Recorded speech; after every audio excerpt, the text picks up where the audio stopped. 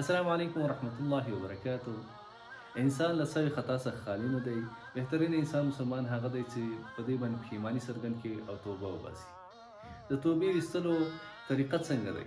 رسول الله صلی الله علیه وسلم ارشاد فرمایي: ما من رجل یذنب ذنبا ثم یکون فیتطهر ثم صلى رکعتین ثم استغفر الله غفر الله له. اول باید په ښه انداز سره اودس وکړو، بیا هغه نه وروسته 2 رکعته لمونځ، د هغه نه وروسته استغفار، الله پاک موږ ته عفو او بخشش وکړي. دا شوله د توبې ویستلو طریقه. انداز باید د توبې څنګه اوسیږي؟ انداز باید په دې ډول باندې اوسیږي چې موږ کوم الفاظ کوم رقم باندې توبه باسو الله پاک ته او د الله پاک نه د خپل ګناهونو عفو او بخشش غواړو، هغه باید صرف په خوله باندې ونه اوسیږي. هغه باید د زړه له تل نه اوسیږي، د زړه له عمق نه اوسیږي.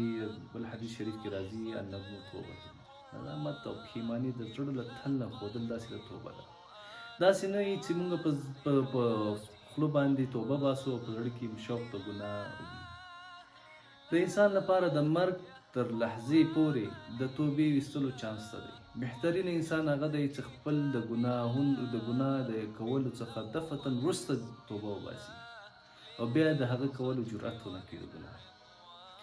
نو موږ ته هره لحظه دا یو چانس دی او د الله پاک ستر نعمت دی چې موږ توبه وباسو، الله پاک څخه بخښنه، عفو او بخشش وغواړو.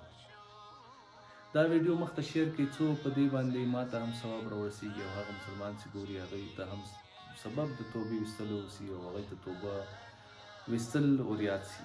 جزاک الله خیرا.